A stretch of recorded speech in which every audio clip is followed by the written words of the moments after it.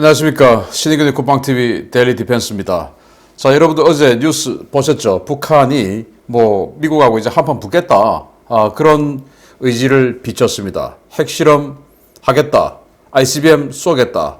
이런 선언을 했는데, 미국에서는 어떤 반응 나오는지, 그리고 앞으로 어떻게 될 건지 보겠습니다. 생생하게 전달해 드리겠습니다. 미 의회에서 대북한 핵전쟁을 준비해야 된다 라고 경고를 하고 나섰습니다. 자, 북한 결국 앞으로 운명 어떻게 될까요? 그런데 이런 상황에서 북한은 내부 이 인민들을 완전히 지금 쥐어짜고 그들의 분노를 폭발시키고 있죠. 안에서의 폭발, 외부에서의 공격, 여기에 과연 북한이 견딜 수 있을지, 또 이런 엄청난 강한 행동에, 북한의 강한 행동에 미국은 가만히 있을지, 어떤 분위기인지, 어떤 준비가 되는지 보겠습니다. 신의균의 국방TV 구독해 주십시오. 정초부터 도발 행보를 하고 있죠. 미 관영 매체, 다음은 대구경 방사포 도발이다 라고 예측을 했는데요. RFA에서 마키노 요시히로 아사히 신문 선임 기자가 특별 인터뷰를 했는데, 이 사람이 이제 북한 관련 전문 기자죠. 뭐라고 얘기했냐? 북한으로서는 방사포는 매우 중요한 무기다. 북한은 재래식 무기로는 한미연합군의 압도적인 열세다. 이런 상황 아래서 방사포나 대량 파괴 무기는 북한이 가진 비밀 병기다. 북한의 방사포는 서울을 불바다로 만들 수도 있고, 특히 원거리 목표물을 공격할 수 있는 KN-25라면 평택의 주한미군 기지도 충분히 공격할 수 있다. 이처럼 방사포가 북한군 전력에서 차지하는 중요성을 생각하면 북한이 머지않아 KN-25도 발사할 가능성이 크다. 자, 북한이 올 들어서 쏜 4번의 미사일 발사는 각각 달라요. 2번은 그들이 극초음속 미사일이라고 주장했는데, 이때 미국은 어마어마하게 분노했습니다. 아니 극초음속 미사일 좀 쏘는데 왜 그렇게 분노했을까요? 그 이유는 추후에 나옵니다. 그리고 또 그 다음에 2번의 미사일 했는데 다 단거리 미사일이었죠. 하나는 KN-23 북한판 이스칸데르라고 하는 그 미사일 한 500에서 600km 사거리죠. 이거 그런데 그게 희한하게도 딱 맞춰봤더니 평택 주한미군 기지 캠프 험프리스를 때릴 수 있는 딱 사거리를 딱 날렸습니다. 그래서 요거 우리가 방향 틀었으면 평택 맞은 거야. 그 다음에 더 단거리 쐈죠. 북한판 에이테킴스라고 하는 그거 쐈는데 KN-24죠. 이것도 딱 방향을 틀어보니까 470km. 이건 또 군산 공군기지, 주한미군 공군기지 울프팩 기지를 때리는 이 시츄에이션을 보여준 겁니다. 그러니까 이제 미국은 점점 더 열받죠. 그런데 북한이 가지고 있는 이 3종 세트 중에서 KN-25, 즉 초대형 방사포, 사진에 보면 이게 나왔습니다. 사거리 400km짜리 사연장 방사포인데 이거 이제 쏠 거다라고 보는 겁니다. 그래서 이런 것들을 가지고 평택기지, 군산기지, 오산기지 이런 주한미군 기지를 일거에 제압할 수 있는, 또 파괴시킬 수 있는 능력을 보여줄 거다라고 예측을 한 겁니다. 자, 이런 상황에서 유엔 안보리를 긴급 소집했는데, 그렇지만 미 관영 매체, 국무부 관영 매체는 이거 안보리 제재 효과는 별로 없다, 기대 안 한다, 이렇게 비판을 했습니다. 보이스 오브 아메리카가 1월 20일 현지 시각으로 이렇게 이야기를 했네요. 미국 정부가 북한의 단거리 미사일 발사에도 단순한 규탄을 넘어 유엔 차원의 실질적인 조치를 모색하는 데 대해 긍정적인 변화라는 평가가 나왔다. 특히 안보리 결의를 추진하는 정면 돌파가 아니라 대북제재위원회의 재량을 이용하는 우회 전략은 진지한 제재 의지를 보여준다는 분석이다. 다만 북한을 비호하는 중국과 러시아의 벽을 이번에도 넘지 못할 것이라는 회의론이 지배적이다. 브루킹스 연구소 마이클 오헨넌 선임 연구원은 미국의 외교적 대응이 예상 가능하고 합리적이며 반대할 수 없지만 가망이 없다면서 이것이 바로 북한이 기대했던 것이라고 말했다 하는 거예요. 그래서 미국이 지금 실질적인 어떤 그 영향을 미칠 수 있는 제재하자, 그런 방법을 또 모색하고 우회 전략을 구사하고 하는 거, 이건 굉장히 긍정적이다. 그렇지만은 그래도 이런 외교적인 방법으로는 중국과 러시아가 존재하기 때문에 그 벽을 넘어서 북한을 정말로 외교적으로 고립시켜서 튀어나오게, 못 견디게 만들 수는 없다라는 것이죠. 그러면서 마이클 오헨너는, 여기 이제 민주당의 싱크탱크 아니겠습니까? 브루킹스 연구소. 여기서 뭐라고 하냐? 미국의 외교적 대응은 예상 가능하다. 그렇지. 외교적 대응해야지. 그리고 합리적이다. 전쟁 안 하고 외교적으로 하는 거 합리적이죠? 합리적이다. 그러면서 전쟁 안 하고 외교적으로 하겠다는 거, 그거 반대할 수 없다. 그렇지만 그건 가망 없다. 이게 바로 북한이 기대했던 거다. 이제 다른 방법 해야 된다 그 말이죠. 민주당 싱크탱크마저도 외교적인 거 말고 다른 방법을 해야 된다. 이렇게 주장합니다. 자, 그 중국과 러시아가 있다. 그 말이 바로 이겁니다. 구멍 뚫린 그물로 물고기 잡을 수 있습니까? 여러분들 그물에 구멍 뚫어 놓고 물고기 잡으면 그물에 갇혔던 물고기가 쫙 당겨 올라오면서 어디로 갑니까? 구멍으로 쑥 다 빠져나가죠.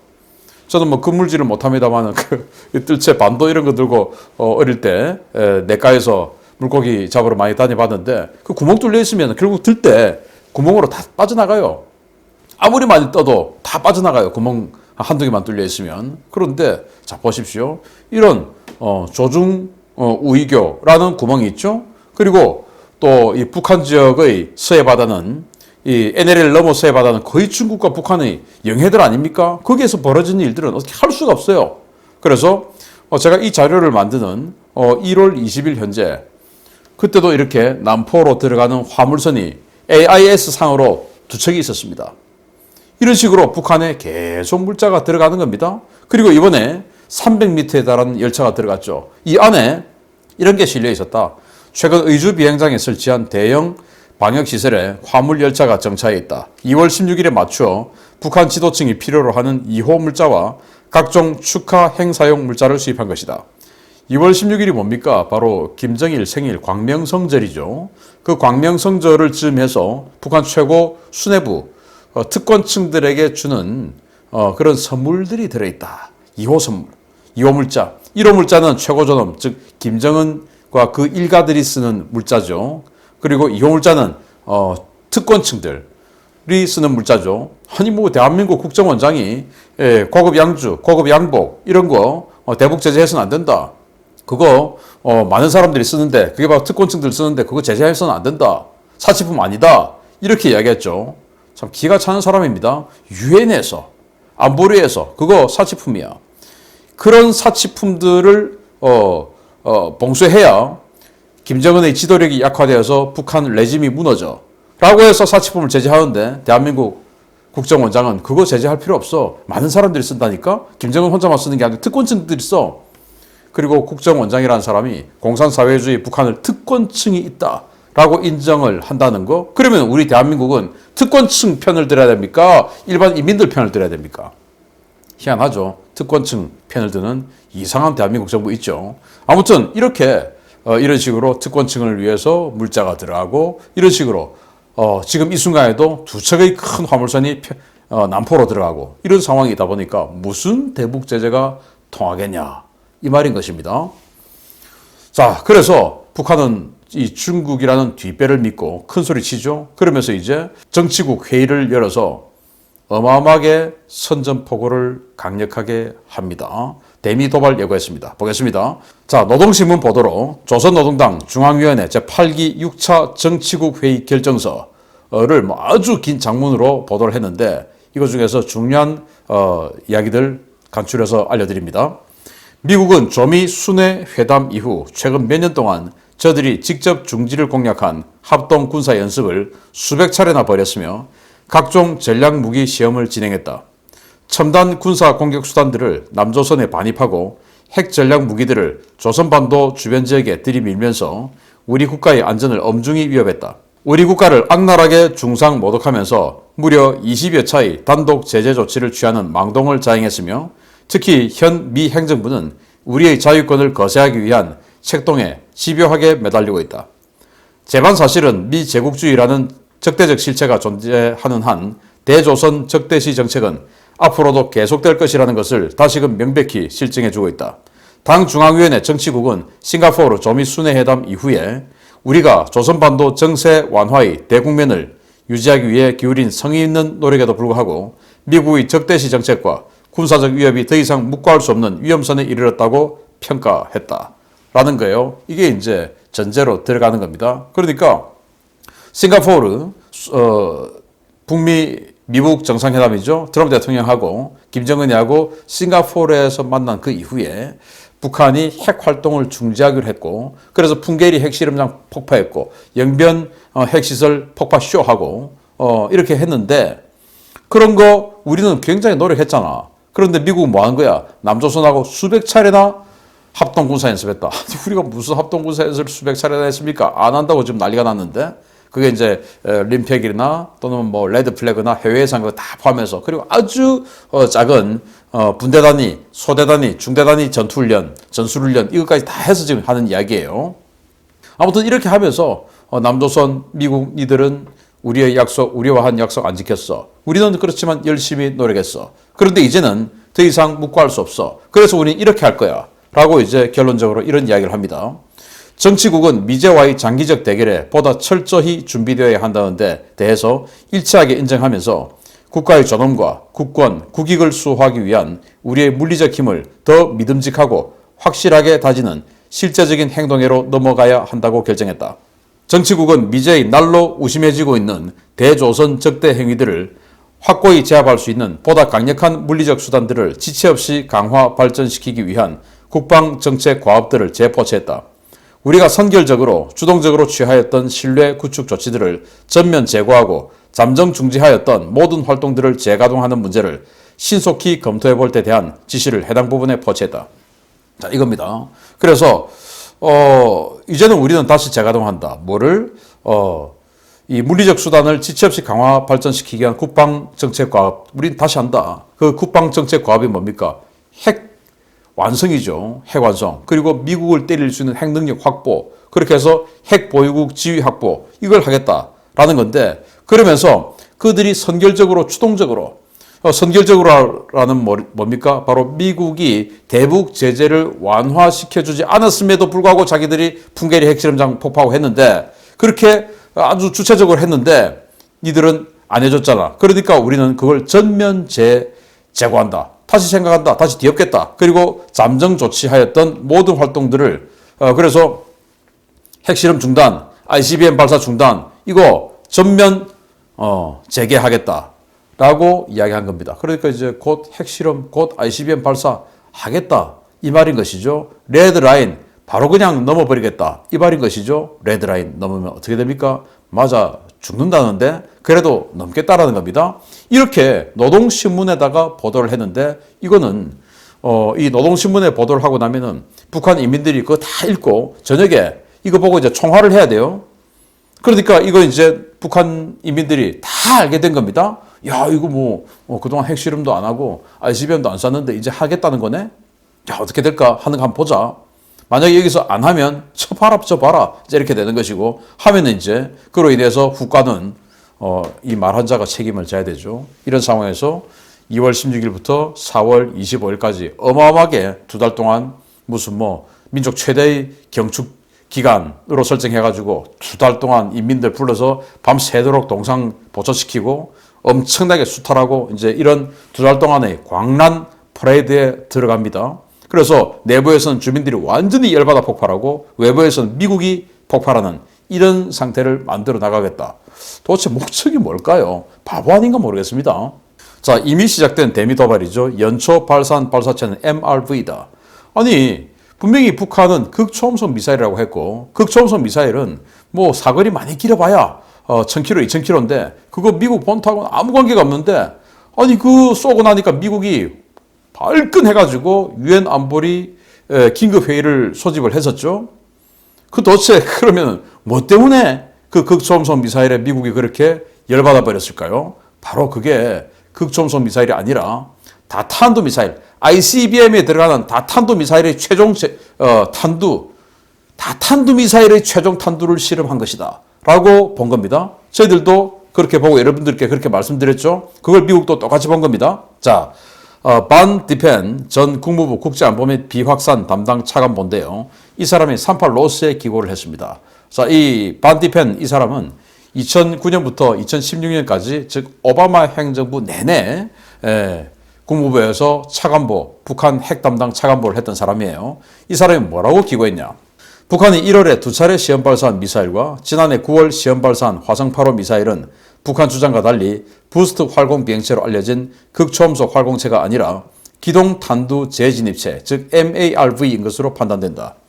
지난 11일 발사한 미사일 페이로드에 대해 북한은 BGV, 즉 부스트 활공 비행체로 불리는 극초음속 활공체라고 표현했으나 북한이 공개한 사진에 나타난 비행 궤적에 보이는 선회 기동이 상대적으로 완만한 점과 북한이 두 번째의 미사일 발사를 최종 시험이라고 표현한 점을 볼 때 MARV의 페이로드일 가능성이 높다.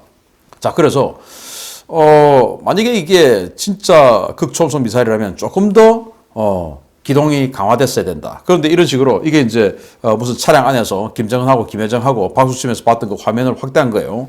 이렇게 크게 커브를 틀면서 들어갔죠. 240km 이제 꺾으면서 들어갔죠. 이 정도 이렇게 완만하게 꺾는 거, 이건 아주 빠른 스피드로 내려오는 다탄도 미사일이 대기권으로 재진입해서 들어오면서 다시 쪼개져서 각각의 표적을 향해서 들어가면서 회피 기동하는 이거다 지금. 그걸 세 번에 걸쳐서 테스트한 거고 올해 들어서 두 번이나 테스트했고 그게 최종 실험이라고 했으니까 그거 완성했다 그 말이다 라는 거예요. 부스터 로켓은 중거리 탄도미사일인 화성 12호의 사거리를 줄인 것으로 보인다. 지난 11일 발사에서 비행거리 1000km, 고도 60km, 마 10의 속도 240km 선회 기동한 것을 함께 평가할 때 부스터 로켓이 기존의 재진입 탄두를 표준적인 최소 에너지 궤도로 더 멀리 보낼 수 있는 MRBM인 것으로 평가되기 때문이다.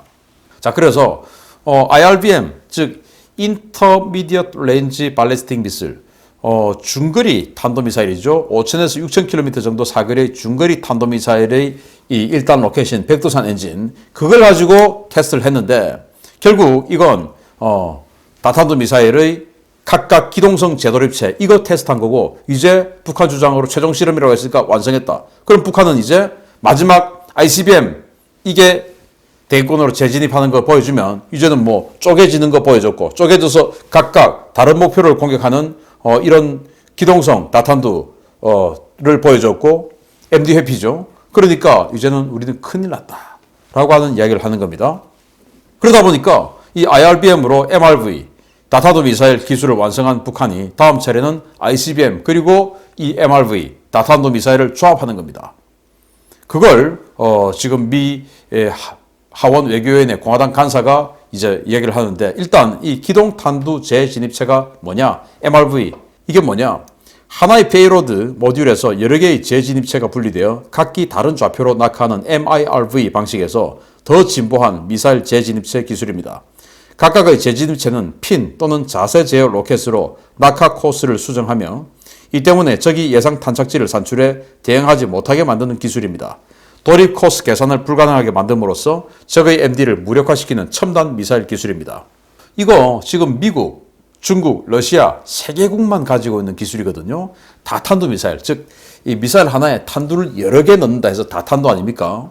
그래서 그냥 초창기 다탄도 미사일은 내려오면서 대기권 재진입하면서 탄두가 쪼개집니다. 쪼개져서 4개 또는 뭐 많으면 8개 이런 식으로 쪼개져서 쭉 내려와서 하나의 표적을 타격을 합니다. 이게 초창기고 그 다음 두 번째 단계의 다탄도 미사일은 더 발전형이죠. 이거는 이제 MIRV라고 하는데 이거 이제 쪼개집니다. 쪼개지면서 각각 다른 목표를 공격해서 들어갑니다. 예를 들어서 뉴욕 상공에서 터집니다. 터져가지고 하나는 보스턴 때리고 하나는 워싱턴 DC 때리고 하나는 뉴욕 그대로 때리고 하나는 필라델피아 때리고 뭐 이런 식으로 해서 각각 다른 목표를 때리러 들어갈 수가 있습니다. 이게 MIRV. 그리고 지금 이제 이 MRV 이건 뭐냐?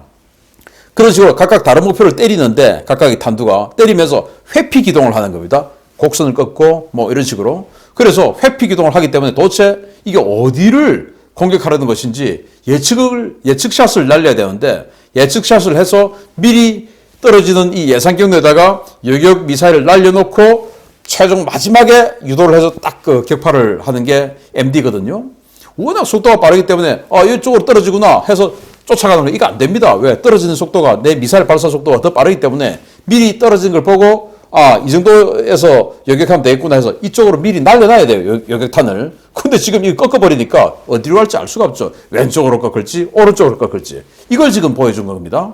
그래서 북한이 이번에 1월 달에 보여준 1차 발사, 2차 발사 이게 바로 그 다탄도 미사일의 최종 기동 한 그 모습을 보여준 거다.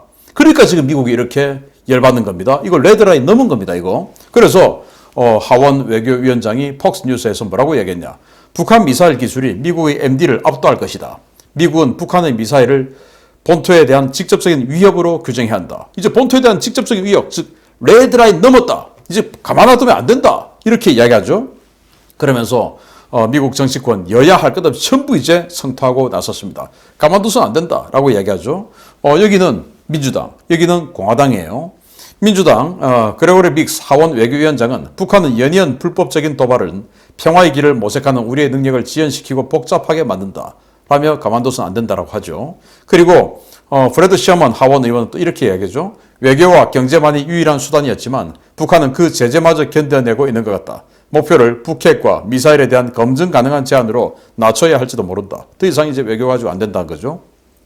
밤 메넨데스 상원 외교위원장은 김정은은 이런 도발로 얻을 것이 없다는 것을 알아야 된다. 중국과 러시아도 북한의 도발이 서방 세계뿐만 아니라 그들의 안보에도 위협이 된다고 봐야 한다. 중국, 러시아, 북한 제재, 북한 압박, 동참하라. 이렇게 이제 촉구를 하죠. 그리고 공화당의 윌리엄 해거티 4세 상원 외교위원은 이렇게 얘기합니다. 최대 압박 정책을 복원하고 중국과 러시아도 제재에 동참하도록 압박해야 된다.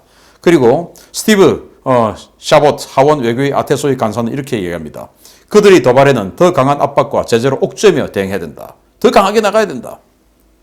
마이클 로저스 하원 군사위원회 간사는 북한의 미사일 위협을 본토를 위험에 빠뜨리고 있다. 요격미사일과 대응 체계를 확충해야 된다. 이제 다 이제 군사적 이야기 하는 겁니다. 그러면서 미 상원은 엄청나게 위험한 상황이다. 핵전쟁 대비해야 된다. 라고 경고했는데, 자, 제임스 리치 상원 의원이 미 상원 외교위원회 공화당 의원들 전체의 이름을 걸고 성명서를 발표했어요. 즉, 이 성명서는, 이 내용은 상원 외교위원회 공화당 의원들의 전체의 입장입니다. 뭐라고 하냐? 북한은 미국을 위협하기 위해 이미 대륙간 탄도미사일을 실전에 배치했고 이제 핵을 이용해 실전을 치르고 승리하기 위한 전술적 능력을 가다듬고 있다. 이제 핵을 실전 배치하고 그리고는 전술적인 능력까지 가다듬고 전략적 떠나서 이제 완전히 미시적인 그런 능력까지 가다듬고 있다라고 전제하면서 이 실험들은 북한이 미국의 동맹국들을 압박하고 미국이 북한의 침략에 대응하는 것을 막고 위기 상황의 확대를 통제할 수 있는 능력을 발전시키는 데 중요한 이정표다. 이것은 믿을 수 없을 정도로 위험한 상황이다. 우리는 역사적으로 효과가 없었던 것이 드러난 대화가 아닌 강력한 훈련과 연합군과의 협력을 통해 군사적 대비 태세를 갖추는 데 우선순위를 둬야 한다. 즉 북한이 이제 핵을 이용해 우리를 때리려고 하고 있다. 그러면 우리는 군사적 대비 태세를 갖추는 데 우선순위를 둬야 한다. 즉 핵전쟁 대비하자. 그럼 핵은 먼저 맞아야 됩니까? 아니죠. 맞기 전에 때려야 되죠. 이건 뭐 핵전쟁의 기본 아니겠습니까? 먼저 때리자 그 말입니다. 그래서 이미 집결했죠. 제가 어제 보여드렸는데 정말 어마어마하게 이렇게 현재 미 해군이 발표한 자신들의 항모가 있는 이 위치도입니다. 이 지역, 우리 서태평양, 한반도 주변 빼고는 그냥 딱 하나, 지중해 하나, 우크라이나 때문에 해리 S. 트루먼 하나 가 있는 거, 이 외에는 미국의 항모 5척이 지금 여기에 와 있습니다. 이렇게 모여들기 위한 대함대, 미국의 선택은 무엇일까?